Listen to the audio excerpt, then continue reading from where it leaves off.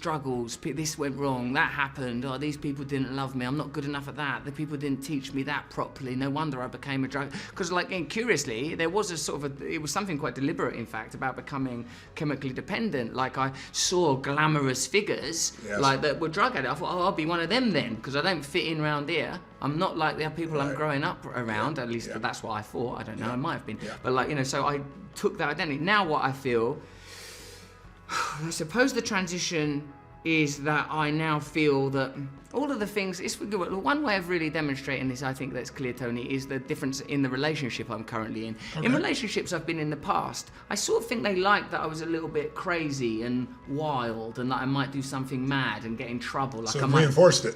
Yeah, they did reinforce it. Because it meant love to you, or at least sexuality or sensuality. Yeah, like I'm cool and I'm dangerous. Oh, the Russell, he don't care. He'll get out and just smash stuff up and do something weird and mental. And I used to like to be that guy.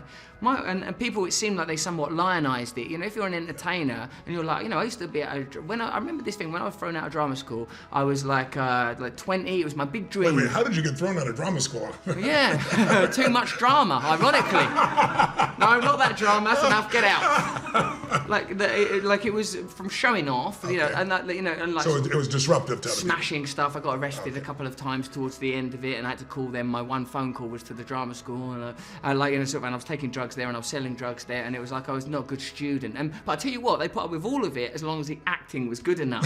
And for a while, the acting was good enough, but once that dropped, you're finished. And that's a lesson to anybody who's got some skills. The minute you're not, you know, providing the collateral, you're unless people like love you and will put up with you. So like that, they lionised that kind of behaviour. But eventually, the point came where they didn't anymore. Like, so did that make you look to change the narrative, or still no? I carried on. You carried on for some time until the pain was just too much. More years, yeah. Before it became like, I began to recognise you're not going to be able to achieve what you want to achieve. This is in the way of it. If that doesn't go, so that's why it was incremental, because it wasn't a full commitment. It wasn't like I'm willing to give myself to the great unknown. It was all right. I'll stop taking drugs in order to get that. And what was that in those days? What was the motive back then? Power, fame, interesting, money, attention. Not for like money as in spending. I just wanted to not feel worthless, and I thought like if I could do that, then I'm not worthless because those people aren't worthless. And how long did it take before you realized none of those were going to fill you up? You first had to maximize them to some extent. It sounds like. Yeah, slow. This is what I mean, because I sometimes think of myself as clever, but I recognise when I look at my history that I'm not, because the behaviour is not clever. Because when I was like the addiction, like the sex addiction went on for too long, like that habit and that behaviour. Because it's like if you're a male heterosexual sleeping with willing partners, that goes on for a long, long while before anyone will go, do you want to stop that and think about the possible consequences to yourself and others? It took me a very, very long while. So like, but when I think of my relationship, the way I was going to sort of recognize or take the temperature of my transition was that my wife Laura, she just loves me as like a normal bloke. She just like, she's not, I'll tell her, oh my god, it was amazing, Tony Robbins, I went there and there was some witchcraft at the beginning. Like I'll tell her all of that, but she just like, oh, you know, she likes all of that, but she's not fascinated by it. She's not fascinated. She's not like, ooh, she's just like, oh cool. She's interested in, there's a part of me that's, and I'm sure surely there is with you, that is not all of this stuff. No. It's quiet and it's sort of tender and vulnerable. Yes. And there's a place for that.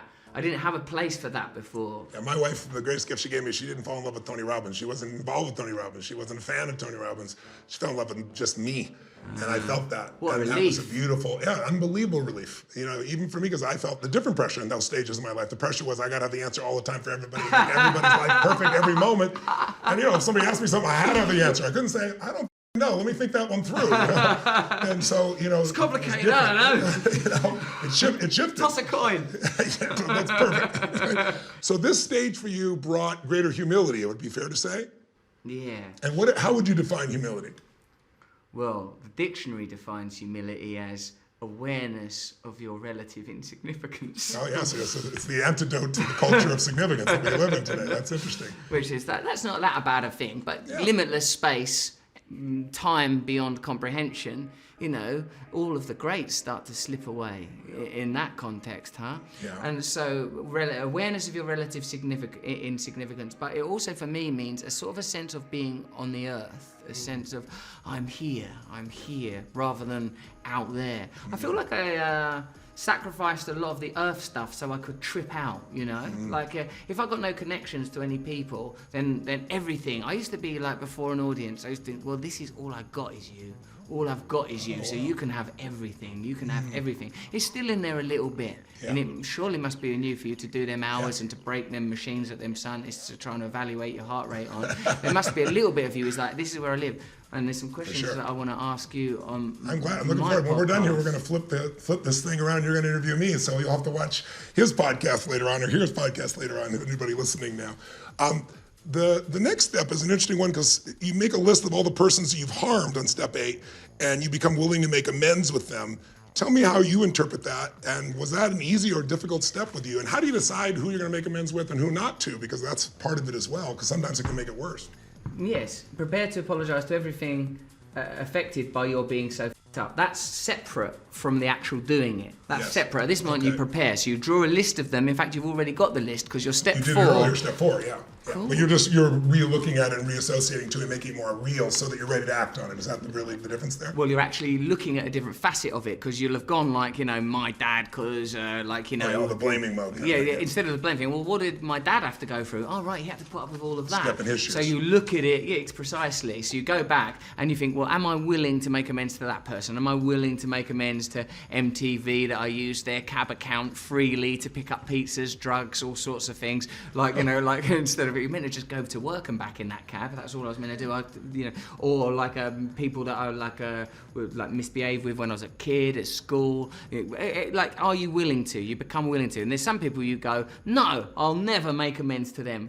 Them, it was their fault, you know. But you have to get this, so there's a lot of forgiveness in this, because I suppose on a deeper level, Tony, it's the recognition that whether or not external objects exist is still up for question. They exist in your consciousness.